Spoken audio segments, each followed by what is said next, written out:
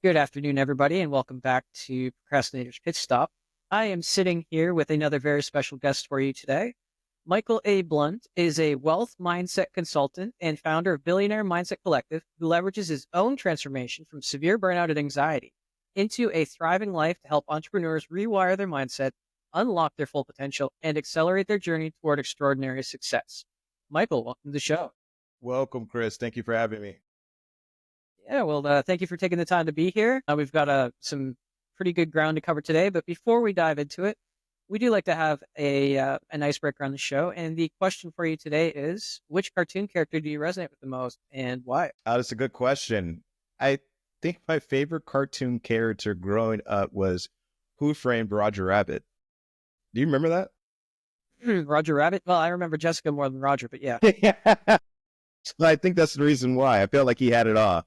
I felt like he had the detective by his side. He had the beautiful woman. He was able to be goofy, and he was able to be completely himself. And I just really loved how carefree and authentic Who Framed, or I should say, Roger Rabbit was, and his delivery. And that always brought me back to this childlike mentality of how I wanted to really show up in the world is in the most authentic way. In any time that I really took myself too seriously, any time where I felt like I wasn't being authentic, it was because I didn't step into that childlike personality. So I always related back to Roger Rabbit. I like that. I like that. And just sliding back into the topic at hand, how do you define procrastination, Michael? And what does it mean to you personally? I define procrastination as anxiety from prioritizing the things that you don't want to do that are going to get you far ahead. Okay. You define procrastination as the anxiety when you think about the things that you need to do to get ahead. Yeah, so think about it. If I'm procrastinating on doing certain things for my business, they're either things that are mundane or just things that might be particularly hard. And I'm prioritizing everything else ahead of it, which probably are the things that come to me a lot easier. So there's probably some type of anxiety that's subconsciously pushing me back that is not allowing me to really do those assignments or step into those tasks immediately. So the more that I think about it, the more time I spend not doing it. And the more time I spend not doing it, the more time I get into this whole, state of procrastination. So what I've learned is the things that I'm procrastinating about are really the biggest opportunities for me to have a breakthrough. And so I start prioritizing those things first, knocking them out the way so that my subconscious will easily take care of everything that comes naturally to me. Because if I wasn't procrastinating about it, it's because my subconscious is familiar with those tasks. If I am procrastinating about it, it's because my subconscious is not familiar with those tasks, or my subconscious finds them to be a little bit harder. And those are my biggest opportunities for growth. No, I like that. Kind of reframing it into opportunities for growth. I like that. So would you say then, and we know there's no, 100% cure all, fix all, silver bullet sort of deal. So then you would say for your own cases, your sort of secret sauce to overcoming procrastination would be kind of eating those frogs, doing the most difficult things or the things that you really don't want to do first and then do the other stuff. Yeah, that's what I try to do recently. It's ever since I started getting into this work, I start noticing and started to become aware of all the things that I didn't want to do. So that might be posting consistently. That might be putting myself in front of a camera. So I might have procrastinated not putting myself in front of a camera. And instead, the thing that was easier for me was writing particular posts, writing a paragraph or writing what I actually wanted to say, or having a picture of me and then putting, some type of, content below the picture, but actually putting myself out there and creating an 8-minute long video or a 2-minute reel was something that was difficult for me. So if I start doing the difficult things, then they eventually become easy. And the things that become easy for other people look hard. And those are the things that separate the people who are insanely successful for the people who are trying to be successful. They look at those people and they say, man, that's really hard, how they do X and Y and Z. And it's really not. It's just they started tackling the things that seemed very hard and they made them look easy. If you look at any sports figure, like let's say Michael Jordan, Kobe Bryant, or LeBron James, or even Steph Curry, I'm a big basketball fan, if you couldn't see that. And they do these incredible things and they make them look easy, but people don't see the hours of practice and mastery that they did behind the scene to make them look easy in the game. And so if athletes can take that same type of mentality and can become superstars, then who's to say that an entrepreneur can't imply that same type of mentality and become a super influencer or super famous or super successful in their own discipline? I like that. I like that, discipline and everything else. Let me ask you, because, you are a billionaire mindset consultant and you're more of a mentor now, right? Yeah. So let me ask you this. Where do you stand when it comes to, tried and true processes as opposed to just going with what aligns with you and what you're able to do consistently? Let me give you an example. Like in your example where you said that, you really didn't want to get in front of the camera and make those posts, 8-minute videos, but you did way more posts. Now, let me ask you this. In your opinion, was it important or is it important for you to go to those 8-minute videos, even if it does make you uncomfortable and it's kind of straining against the mold? Or is it better for you if you're good at and you kind of, well, I don't know if you said you liked it, but you're good at and you're comfortable with doing the other articles, would that be more effective for trying to grow your business than the tried and true method? Okay. So let me repeat this back to you to see if I understand it. Is essentially what you're saying is, would it make more sense to play towards your strengths and your weaknesses? Well, that's kind of where I'm getting at. Yeah, but that was a great bottom line, by the way. Rambled a bit. Good, concise stuff. I like that. Yeah, exactly. Okay. So the tried and true of that depends on what your objective is. If your objective is let me take a step back. I think we need to understand what the purpose of learning is. And the purpose of learning is to become a master. And in order to obtain mastery, we need to define what mastery is. And mastery is being able to do something effortlessly without the use of conscious resources. So think about the things that take mastery, or think about the things that you have mastered in your life. I would argue to say, Chris, that you've mastered brushing your teeth. I would argue to say that you've mastered tying your shoe. I would also argue to say that you've mastered being able to put on your glasses every day. These things, and you can correct me if I'm wrong, don't take the use of conscious resources. These are things that you just kind of wake up and you're able to do. And so when you think about that, you've done those things unconsciously over the years, but you've, committed to mastery.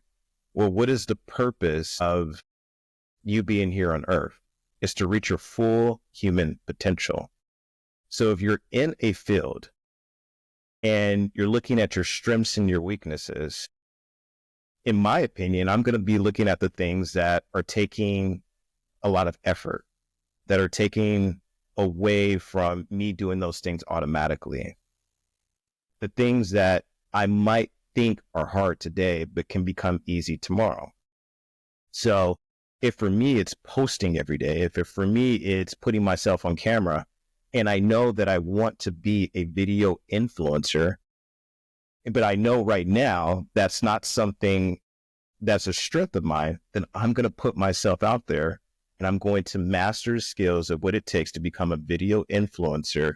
So eventually, when we have this conversation a year or two later, I can do it without the use of conscious resources. What's hard today is going to become easy tomorrow. What's easy tomorrow, people are going to pay for. And when you can start getting deeper into your craft, you're going to find more and more people who want to find solutions to that problem. You're going to be the one that's going to be able to provide those solutions, because most people aren't going to take the time to go into the level of depth that you're willing to go into in order to teach them what they want to know immediately. So that's going to give you a marked advantage ahead of the rest of the norm. And so I say that to say, it really depends on the outcome that you want in the field that you're in. You have to think about that. You have to think about the field that you're in. You have to think about the things that you like. And you need to think about the outcome. And when I think about those outcomes of why am I in this pond of fish and I'm not on shore yet? Well, I'm in the pond of fish because I'm around a bunch of people who don't want to go deeper into their discipline. How do I get on shore? Well, the way that I get on shore is I master fishing, and then I eventually understand how to fish. So it really depends on what you want your outcome to be. But in my opinion, you need to start doing the things that other people aren't willing to do. And that's the bottom line. I like that. Do the things that other people are unwilling to do. I feel that, especially in business. Let's go back for just a second to what you said about mastery. Mm-hmm. And there's kind of two levels to thought here. And I'm a big labels person. I hate them. So I don't label myself anything, but I'm curious to hear your perspective. Except for the procrastination coach. Yes, but by labeling, I mean, like when we go back to where you were saying before, mastery levels. Yeah. Now we know that there's 4 levels of consciousness, right? So, you've got the unconscious incompetent, the conscious incompetent, the conscious competent, and then the unconscious competent, right? Which is where what you said, tying your shoes, brushing your teeth, doing the glasses. And that's why I was making all those faces that probably nobody else is going to see. But I'm saying I was making faces because then you'll understand his reactions. And the reason I made those faces is because when we have achieved master level in anything, what happens is I've noticed this, and I want to hear your point of view. We tend to kind of ignore it after. We tend to kind of just do it. We don't really try to get better at it. I mean, ask me if I've tried to get better at putting on glasses. Well, no. Have I tried to get better at brushing my teeth? Well, no. Have I tried to get better at tying my shoes? Well, no. And when we don't use conscious resources to do what we're doing, when we go through life kind of absent-minded like that, we can start to make mistakes. Things can get missed. We run on autopilot for so much of our day that it's actually in some cases kind of dangerous. I mean, have you ever driven down the highway, gotten home, and thought, I don't remember the trip I took at all? I mean, all it would take is for you to run into another driver who was not acting in a similar way, as you've taken that road hundreds of times in your life, right? Or hundreds of times, maybe thousands of times, I don't know. But all it would take is for, say, one new thing to come into that picture, like, say, a red car of a driver who's driving erratically. And if you're thinking about something off there, because this is normal, it's a cakewalk to you, you might miss it and you might get into an accident. A less brutal and more realistic example, I'll give you 2. When I make my daughter's lunch for school every day, the lunchbox is always in a certain place, water bottle is always there, food's always in one spot. So I go through my day. I was really, I don't know where my head was that morning. I was thinking about something else, podcast or client. I don't know. I was thinking about something else. I was just doing everything mechanically, like automatically. And I get a phone call about 15 minutes into the day, and my daughter had forgotten her water bottle. I'm like, no, it's impossible. I packed the lunch. And I went, and I had to go through it. Packed the lunch. When I went back and thought about it, the water bottle wasn't there. Therefore, it didn't get done, but my brain skipped the process and said, oh, well, we got the end result we wanted, right? Kids still went to school, but she didn't have everything she needed. So it's kind of that interesting level there where we are all striving to be masters, but do we then stop learning? And does that not create kind of stagnation if we get comfortable in that? Okay. So I would argue to say that we're not all striving to be masters. I would argue to say there's a percentage of us who are striving for mastery, and those are what separate those people from the majority of the general population.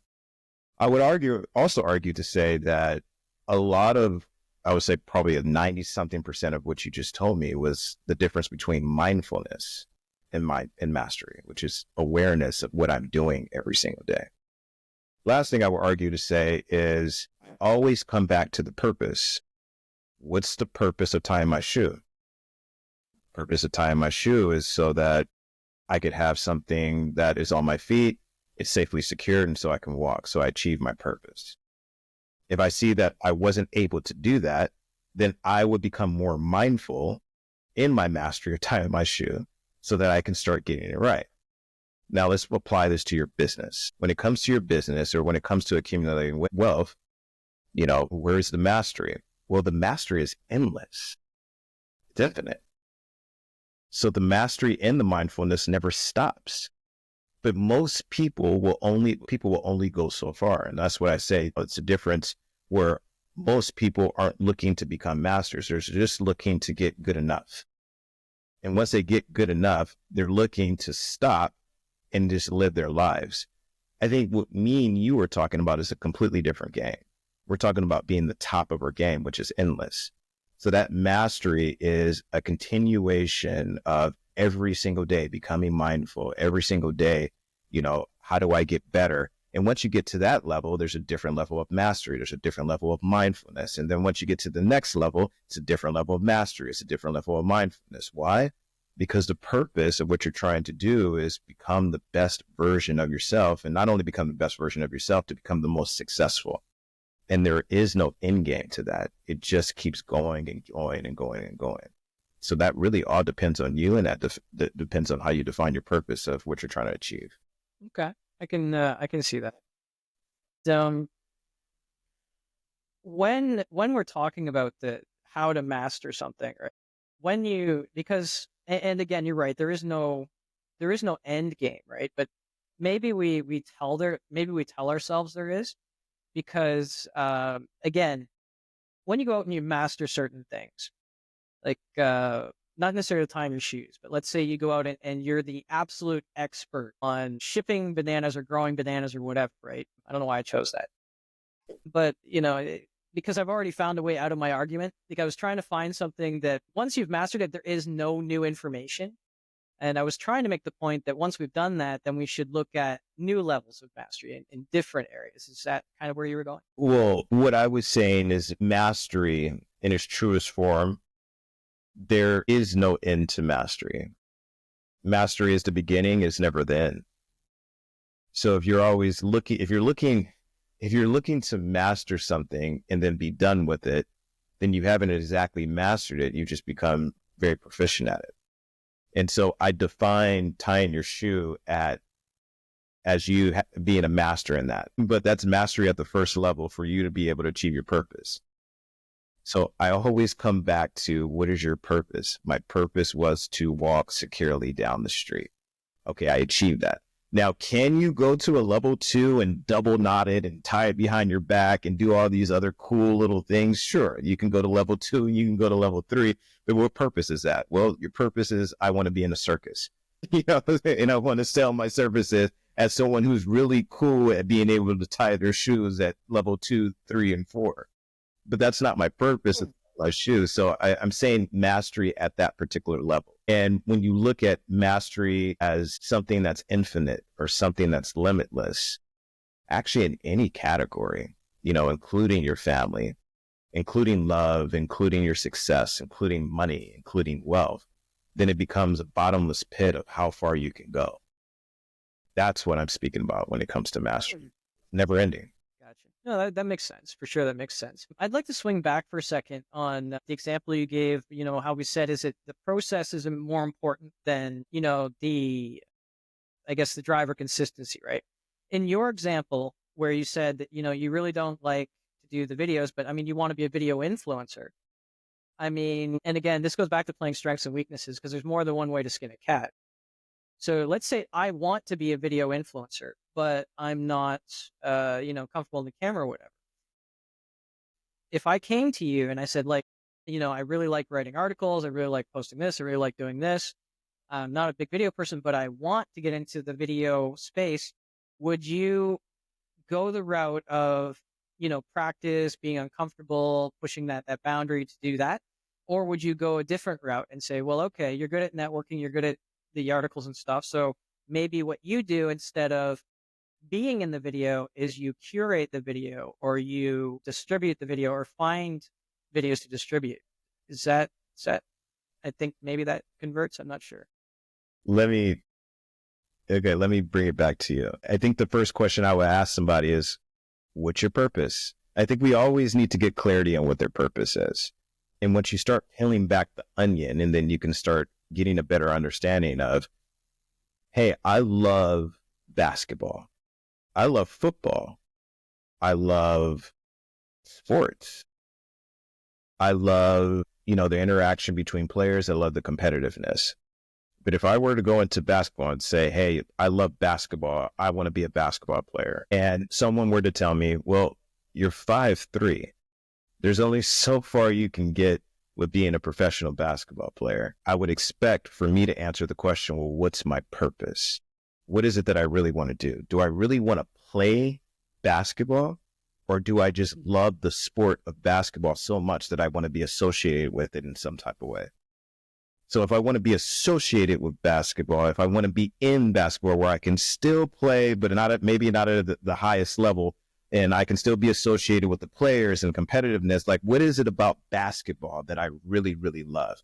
Is it the playing? Is it the competitiveness? Is it getting to know different people? Is it the traveling? What is it? So once I understand my what and my why, and then that can better guide me based on my strengths, based on my weaknesses, what place I have in basketball.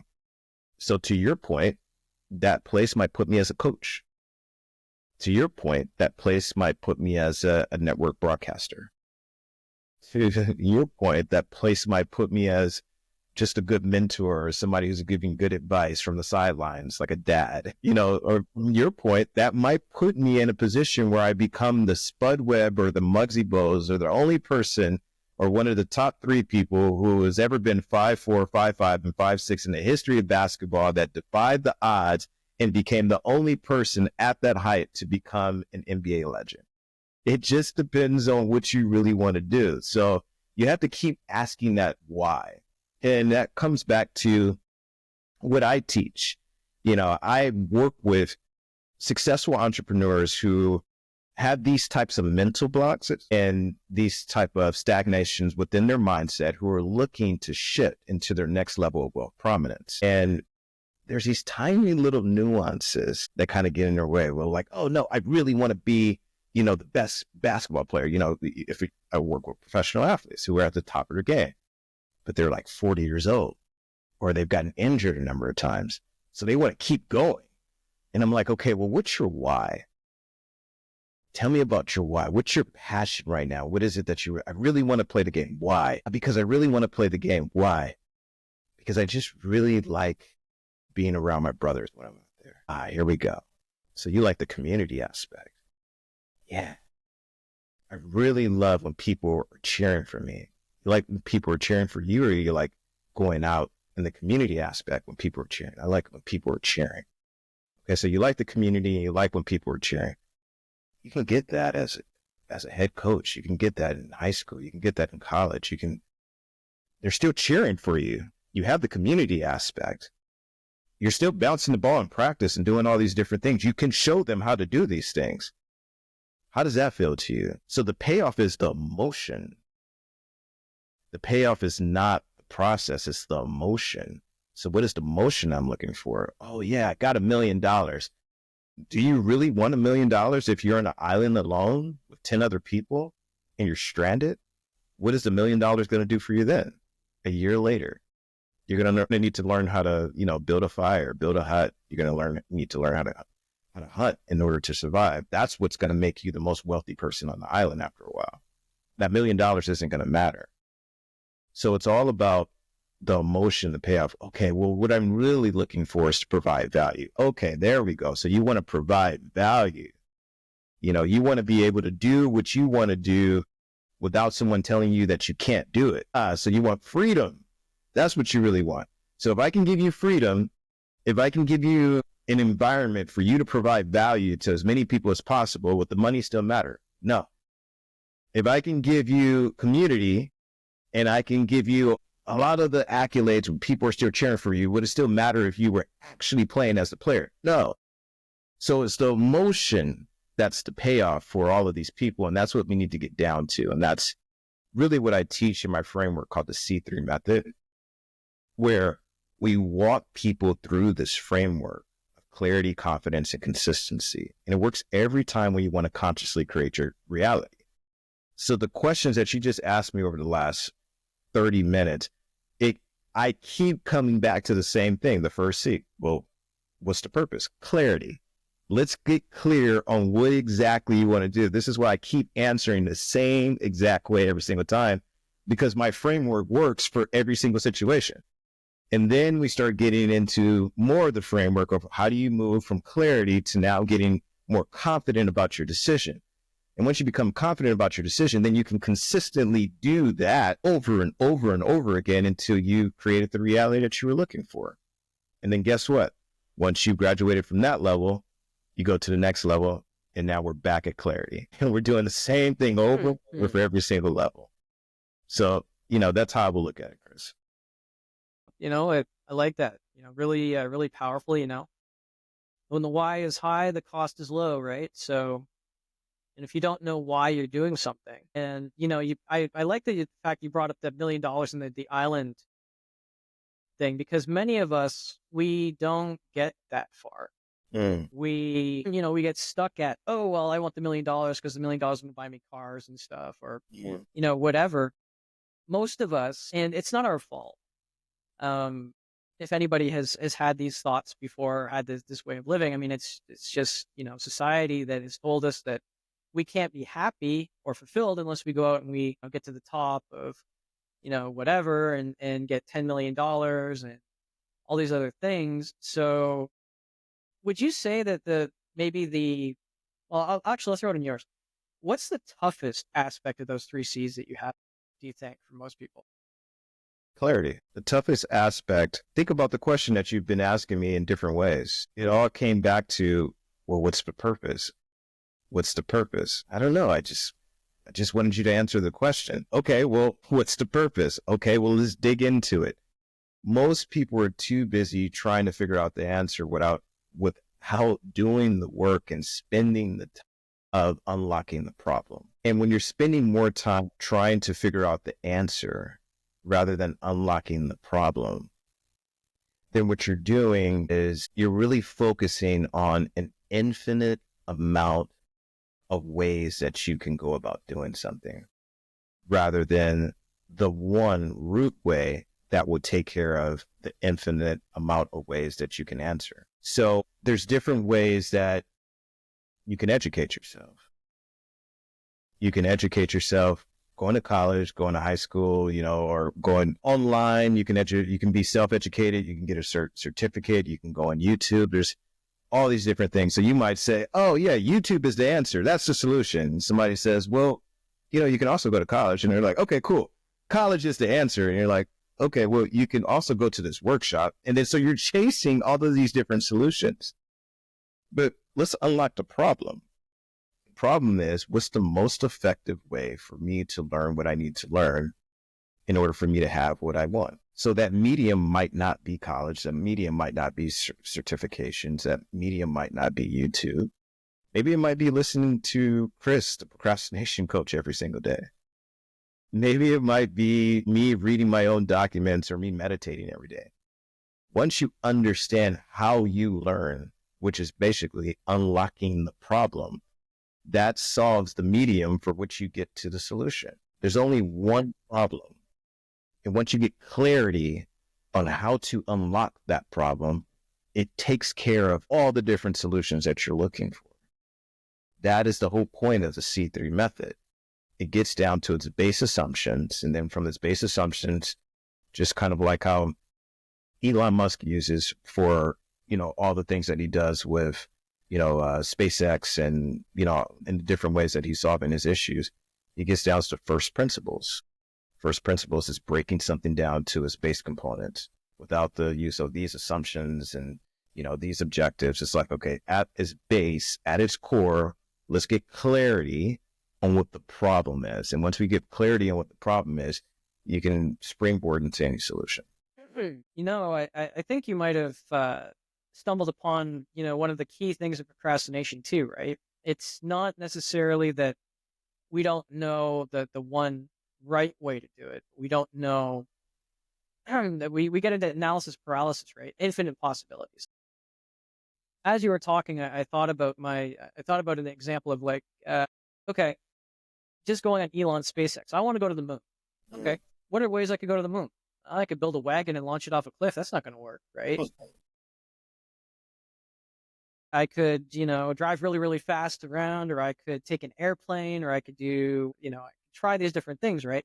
Hmm. But if you look at the problem itself, you'd be like, well, okay, the moon is outside the atmosphere. So that ruled out literally 4 or 5 of those really stupid things I just said. So yeah, no, I could see how that could be really effective. Chris, keep going on that. That's a very good example of what it means to use the C3 method. What it means to use the C3 method is becoming aware that there is a problem.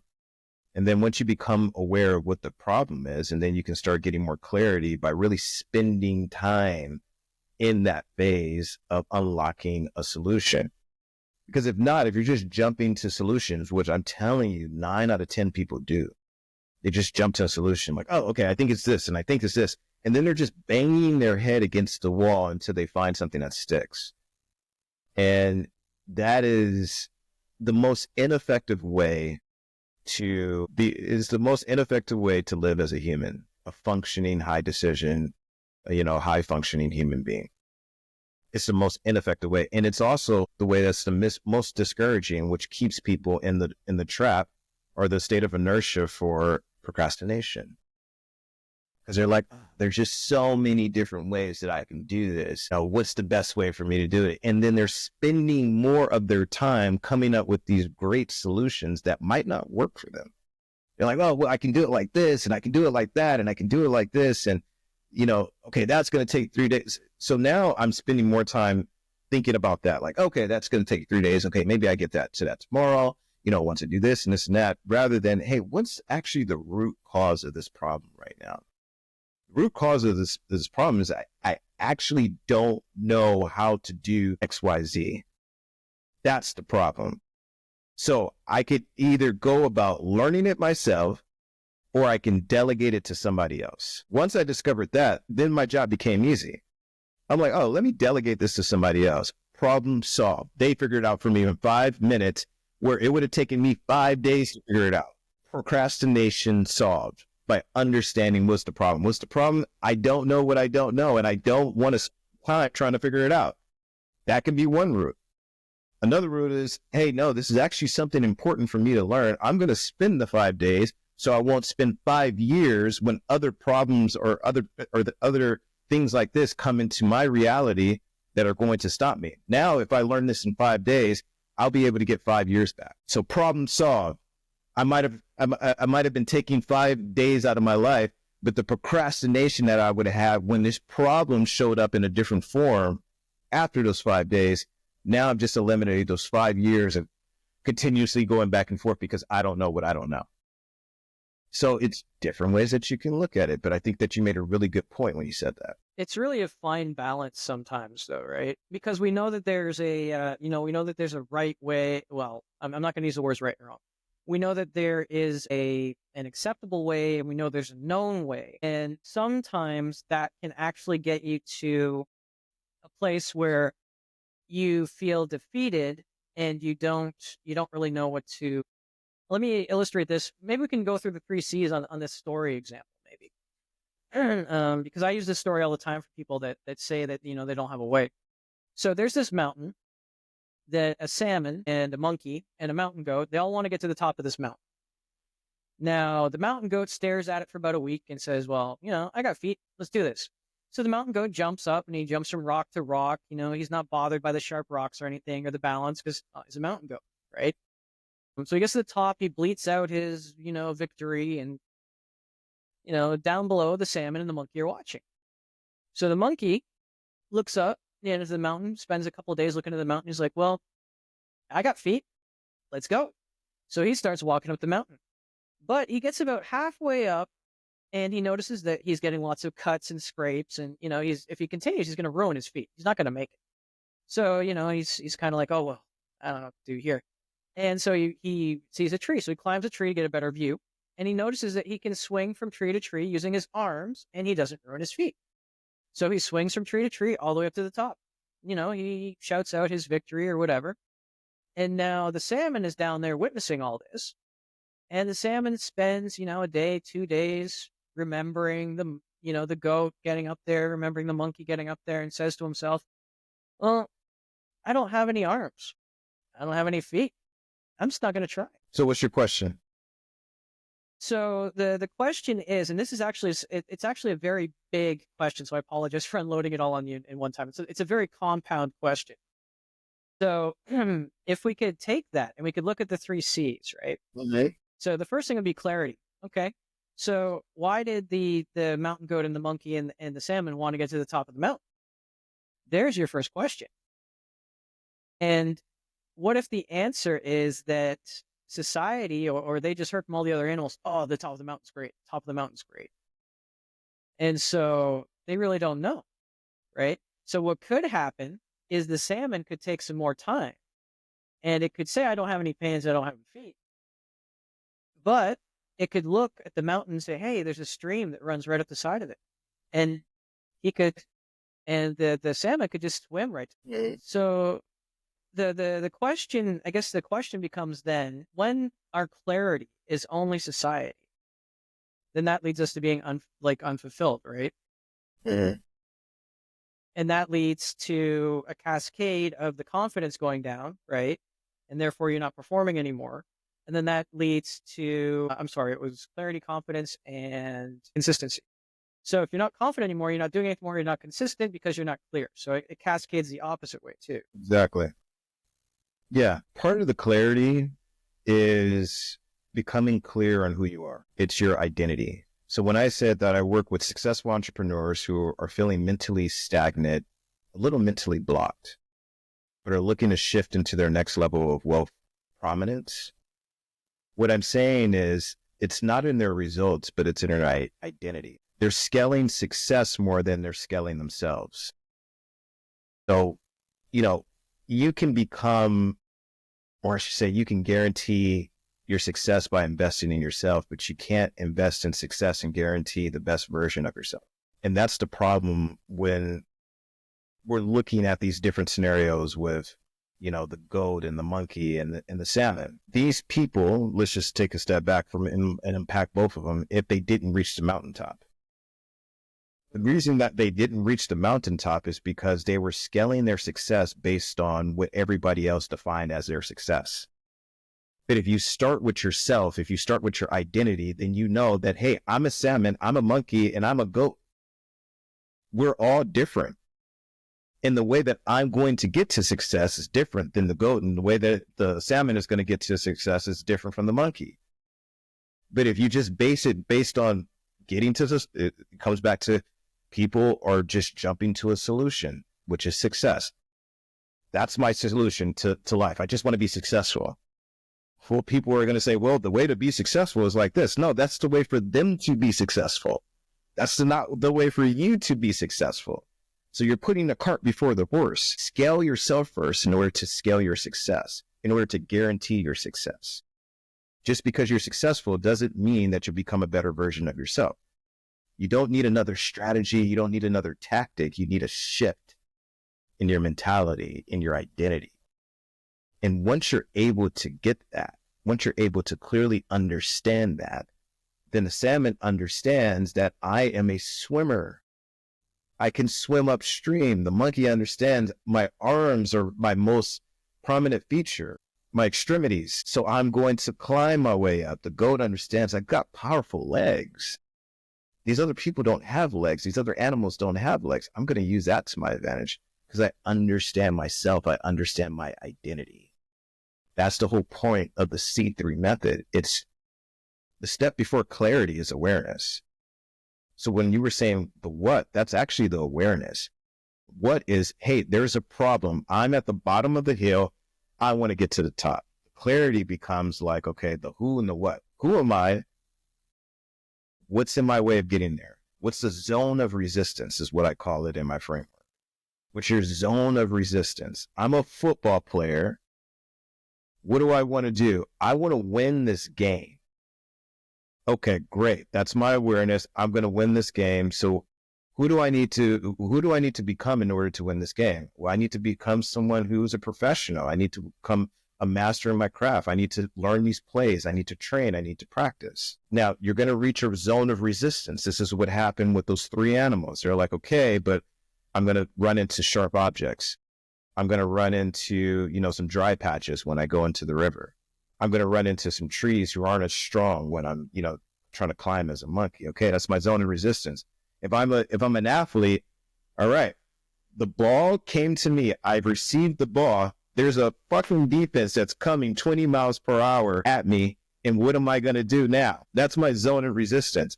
So athletes train for this every single day. And what I'm trying to teach entrepreneurs is to move like a professional or an elite athlete, training for who you need to become, having the discipline on how to navigate through tough situations, and having a clear understanding of who you are and what makes you successful compared to other people. And once you can get those things down pat, that would allow you to navigate the defense and eventually score the goal. No, that's some powerful stuff right there for sure. Well, thank you for sharing that and the three C's and the awareness. We are coming up pretty close to the time. No, we just get. Yeah, no, it went fast. I could go on for another 6 hours, 8 hours. I don't think the audience would appreciate that, but I could go on for another. I know you got a great editor over there. We do. So is there anything that you wish I would have asked but didn't ask, or anything that you felt we should have covered but didn't cover? No, I feel like you've asked what you needed to ask, but I think what the audience wants to know is what are some of the things that I'm doing in my everyday life that is allowing me to actually come to these conclusions, is allowing me to get to that level of mental shift, to become more successful, to create more value, and to build my wealth. Because that is what the billionaire mindset is. When people see the billionaire mindset, they're like, it's becoming a billionaire. I'm like, no, it's having a billionaire mindset that is going to create an environment for you to attract millions of dollars. There's a difference between I made $1 million and I became a millionaire. There's a difference between, I made it on the team and I became the best player on the team. There's a difference between I got married and I became an amazing husband or an amazing wife that stayed married. One is trying to achieve this short goal. Another is becoming a person that can always stay in the infinite. You can achieve something and lose it. You can want something and have it for a second. But when you become it, no one can ever take that away from you. So it's the becoming of these people, becoming and shifting into those identities, which is going to last forever. And that is what you can learn more about at the Billionaire Mindset Collective. How do I actually sustain this consistency over a long period of time? When you look at successful people, they haven't just done it once. They didn't just get married and said, okay, great, now I got a divorce. They didn't just make $1 million and say, okay, great, now I just lost it. They didn't just make the team and say, okay, I made the team, but now I'm never going to play. That's not what's happening right now. They actually became the person. No one could ever take that away from them. And then they became the best husband and the best wife. And then they made $1 million, and then they made more millions of dollars, multi-million dollars, and ultimately became a billionaire. They became they not only got on the team, but they also made the All-Star team, and they became a legend. How are you becoming the person that you need to be in order for that person to become the person that you've always wanted to see? And if you want to know more about that, then I really highly advise you to join our free community, the Billionaire Mindset. You can look at some of my free content on school, my free content on Instagram, on YouTube. And if you want to go deeper than that, if you want me to actually walk you to the mountaintop, if you actually want to take it a step further, then let's talk. Let's book a call and let's talk about ways that we can do that together. Wow. And, such a powerful note to end the show on, and a lot of great resources available there. Just before we go, what would be the best way for someone to reach out to you, or if they had questions, right? Michael A. Blunt. So you can reach out to me on Instagram. You can reach out to me on my Gmail. You can reach out to me on my website. It's all Michael A. Blunt. MichaelABlunt.com, Michael A. Blunt at Instagram, Michael A. Blunt at LinkedIn, Michael A. Blunt everywhere. So if you just look up Michael A. Blunt, you can find me, you can reach me. I will respond back, or someone from my team will respond back, and we can have a deeper conversation on how to use the C3 method in order for you to shift into a higher level of wealth prominence. Excellent. Love that. To all our listeners, don't worry about grabbing a pen or paper. We're going to put all those in the show notes anyway, make it really easy for you. It's Michael. Thank you so much for being on the show. It was great. We had a little back and forth, a lot of good insights on your side there. Thank you so much for sharing the 3 C's. And to all our listeners, thank you once again for tuning in. And just remember, if you can't find that motivation or inspiration for yourself today, maybe just go out and try to be that motivation and inspiration for someone else. And we'll see you again next time.